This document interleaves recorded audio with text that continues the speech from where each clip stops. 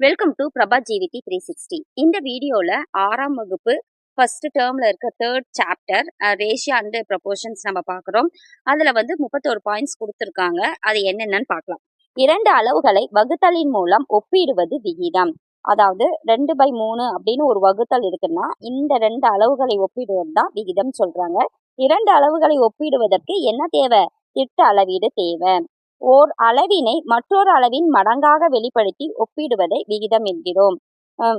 ஒரு அளவினை மற்றொரு அளவின் மடங்காக வெளிப்படுத்தி, இப்ப 2:3 அப்படின்னா இதோட மடங்கு 4:6.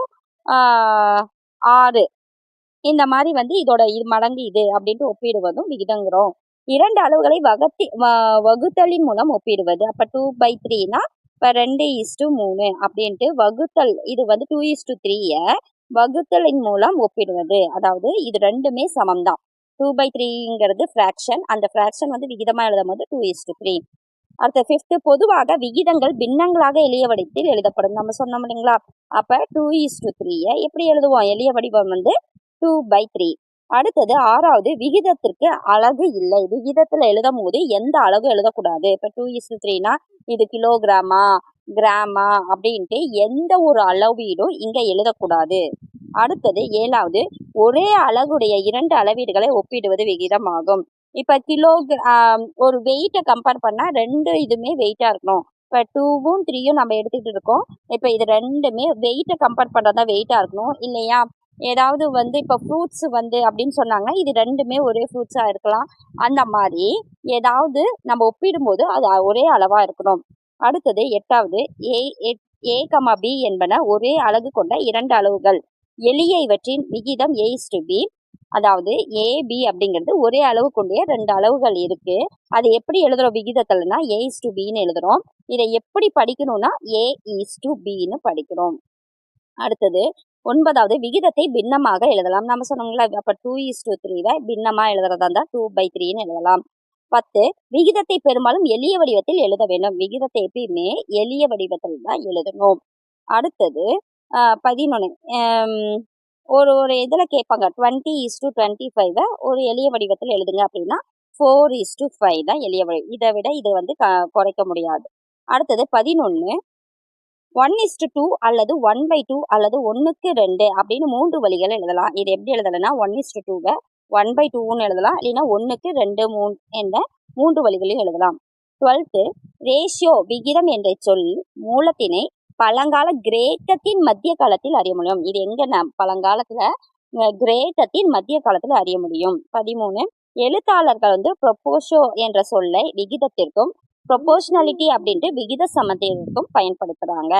14வது, தொடக்க மொழிபெயர்ப்பாளர்கள் இதனை லத்தீன் மொழியில் ரேஷியோஸ் என வழங்குறாங்க. லத்தீன் மொழியில தொடக்க மொழிபெயர்ப்பாளர்கள் லத்தீன் மொழியில ரேஷியோஸ்னு வழங்குறாங்க. 15, விகிதங்களுக்கு அலகு இல்லை. இது ஓர் எண் மதிப்பு தான். இப்போ 8 கிலோகிராம் 4 கிலோகிராம 8:4 தான் எழுதணும். 8 கிலோகிராம் 4 கிலோகிராம்னு எழுதக்கூடாது. இதே மாத்தியும் 4:8ன்னு எழுதக்கூடாது. அடுத்தது 16வது, விகிதங்களின் இரு அளவுகளும் ஒரே அலகுடையதாக இருக்க வேண்டும். இப்ப 4 கிலோகிராம் மற்றும் 400 மீட்டர்னு இருக்கு.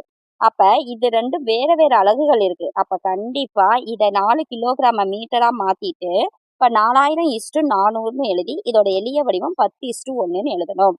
17வது, விகிதத்தில் ஒவ்வொரு எண்ணும் உறுப்பு என அழைக்கப்படும். ஒவ்வொரு எண்ணும் என்னது? அது உறுப்புன்னு சொல்லுவாங்க.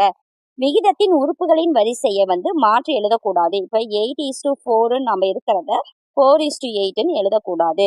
அடுத்தது 19 பாருங்க, 5 கிலோமீட்டர் அண்ட் 100 சென்டிமீட்டர்னு இருக்கு. இப்ப இது வேற வேற அலகுகள் இருக்கு. அப்ப இது விகிதமா? இல்ல.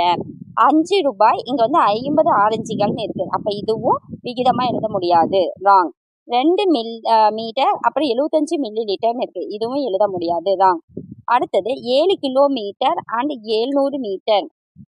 இத எழுதலாம். ஆனா என்னன்னா இது மீட்டரா கன்வெர்ட் பண்ணிட்டு எழுதலாம். அடுத்தது 3 kg உருளைக்கிழங்கு மற்றும் 2 kg வெங்காயங்கள். 3 கிலோகிராம் உருளைக்கிழங்கு மற்றும் 2 kg வெங்காயம்.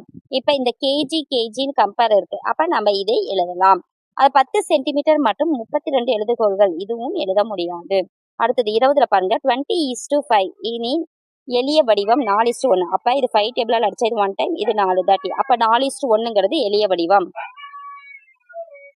21 தொகுதி மற்றும் பகுதியை ஒரே எண்ணால் பெருக்கவோ அல்லது வகுக்கவோ செய்தால் சமமான விகிதங்களை பெறலாம். இப்ப 2/3 இருக்கு. இத வந்து இப்ப மேலையும் கீழையும் ஒரே நம்பரால பெருக்கிறேன். அப்ப 2ஆல பெருக்கிறேன் அப்படின்னா 2 2s are 4, 3 2s are 6. அப்ப இது வந்து சமமான விகிதமா தான் கருதப்படுது.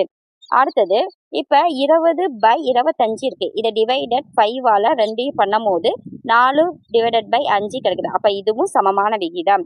அப்புறம் 22 பாருங்கன்னா 1:2. இதே பாருங்க 1 வந்து 2ஆல மல்டிப்ளை பண்ணிருக்காங்க. அப்ப 2. அதே 1 வந்து 4ஆல மல்டிப்ளை பண்ணிருக்காங்க 4. அப்ப 2 வந்து பாருங்க இது என்ன 1/2ன்னு இருக்கு. இதை வந்து 2ஆல மல்டிபிள் பண்ணா எனக்கு வந்து 2/4 கிடைக்குது. இப்போ 1/2வை 4ஆல மல்டிபிள் பண்ணா இப்போ 4/8 கிடைக்குது. அப்ப இது எல்லாமே சமமான விகிதங்கள். அடுத்தது 23 பாருங்க 1/4 எது பெருசு சின்னதுன்னு கேக்குறாங்க. இப்ப ரெண்டுமே டினாமினேட்டர்ல டிஃபரன்ஸா இருக்கு. அப்ப இது ரெண்டுமே டிஃபரன்ஸா இருக்கு. அப்ப இந்த 3 எடுத்து இங்க மல்டிபிள் பண்றோம். இங்க மேலையும் கீழையும் மல்டிபிள் பண்றோம். இந்த 4 எடுத்து இங்க மேலையும் கீழையும் மல்டிபிள் பண்றோம். அப்ப 3/12 இங்க வந்து 4/12 வருது. அப்ப டினாமினேட்டர் சேமா வந்துச்சு. இப்ப மேல இருக்க நம்பரை வச்சு எழுதணும். அப்ப 4/12 தான் பெருசு. அப்ப இந்த நம்பர் தான் பெருசு. அடுத்தது பாருங்க 24 5 மீட்டர் நீளமுடைய நூலை 3 மீட்டர் மற்றும் 2 மீட்டர் நீளம் கொண்டதாக வெட்டினால் அத்துண்டுகளின் நீளங்களுக்கு இடையே உள்ள விகிதம் 3:2. இதிலிருந்து விகிதம் A:B இல் A+B பங்குகள் உள்ளன என கூற முடியும். அப்ப இந்த A:Bல A+B பங்கு இருக்குன்னு கூற முடியும். அப்ப 3:2ல மொத்தம் எத்தனை பங்குன்னா 3+2 வந்து மொத்தம் 5 பங்கு இருக்கு அப்படின்னு எழுதுறோம். 25 பாருங்க 2 விகிதங்கள் சமமாக இருந்தால் விகித சமம் எனப்படும். அப்ப ரெண்டு விகிதங்கள் அதாவது 2 ஃபிராக்ஷன் சமமா இருந்தா அது என்ன அப்படின்னா விகித சமம்னு எழுதுவோம். இதை வந்து எப்படி எழுதணும்னா A:B C:D அப்படின்னு குறிப்பிடலாம். இந்த மாதிரி குறிப்பிடணும். மேலும் A:B விகித சமம் எது C:D என படிக்கவும்.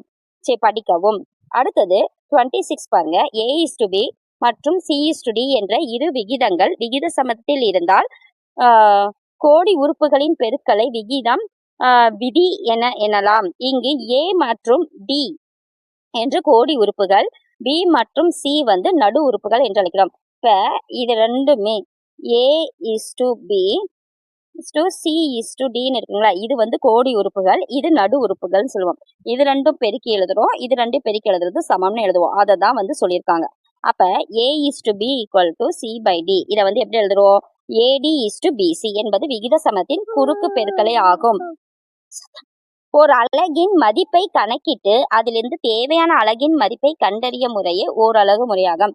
இப்ப வந்து ஒரு 5 பை வந்து 25 ரூபான்னா இப்ப 7 பை எத்தனைன்னு கேக்குறாங்க. அப்ப இதுல இருந்து ஃபர்ஸ்ட் ஒரு பை என்னன்னு கண்டுபிடிக்கணும். அப்ப ஒரு பை எவ்வளவு அப்படின்னா 25/5. அப்ப ஒரு பையோட விலை வந்து 5 ரூபாய். அப்ப 7 பையோட விலை எவ்வளவு அப்படின்னா 35 ரூபாய். இப்படி ஃபர்ஸ்ட் ஒரு மதிப்பை கண்டுபிடிச்சிட்டு அப்புறம் இன்னொரு மதிப்பை கண்டுபிடிக்கணுங்கிறாங்க. 28 ஓரலகு முறையை உள்ள படிநிலைகள். கொடுக்கப்பட்ட கணக்கை கணித கூற்றாக மாற்றணும். ஃபர்ஸ்ட் வந்து கூற்றை வந்து கணித கூற்றா மாற்றணும். ஓரலகின் மதிப்பு அப்புறமேட்டு அலகோட வேல்யூ வந்து கண்டுபிடிக்கணும். அப்புறமேட்டு என்ன தேவையான அளவு எண்ணிக்கையான பொருட்களின் மதிப்பை பெருக்கல் மூலமா கண்டறியணும். ஃபர்ஸ்ட் ஒரு பை நம்ம கொடுத்துருக்க இதை வந்து ஒரு பையோட விலையை கண்டுபிடிச்சோம். அப்புறம் கேட்டிருக்க பையோட விலையை கண்டுபிடிச்சோம். அததான் சொல்லியிருக்காங்க. 29 சமமான விகிதத்தை பெற விகிதத்தின் பகுதியையும் தொகுதியையும் ஒரே எண்ணால் பெருக்கணும். அப்ப சமமான இந்த இதையும் இப்ப 2:3னா இது எதால சமமான எண் வேணும்னா இது எதால பெருக்கிறோமோ அதே தான் இதையும் பெருக்கி நம்ம எழுதணும். இப்ப 8:12ன்னு எழுதலாம். 30 2 விகிதங்கள் சமம் எனில் அந்த விகித சமம் எனப்படும். 31 விகித சமத்தின்படி கோடி உறுப்புகளின் பெருக்கல் பலனானது நடை உறுப்புகளின் பெருக்கல் பலனிற்கு சமம். அப்ப A:B வந்து C:D. இது எப்படின்னா இந்த கோடி உறுப்புகள் பெருக்கல் பலன் AD = BC ரெண்டும் சமமா இருக்கும். இதை வச்சுதான் சம்ஸ் போடணும். இதுதான் ரேஷியோ அண்ட் ப்ரொபோர்ஷன்ல இருக்கிற இம்பார்ட்டன்ட் பாயிண்ட்ஸ். இது உங்களுக்கு புரிஞ்சிருக்கும்னு நினைக்கிறேன். இதை வச்சுதான் நம்ம சம்ஸ் போட போறோம். இதை நல்லா பார்த்துக்கோங்க. நம்ம எக்ஸசைஸ் சம்ஸ் பார்க்கும்போது இன்னும் உங்களுக்கு புரியும். ஃபாலோ பண்ணிக்கோங்க. நன்றி.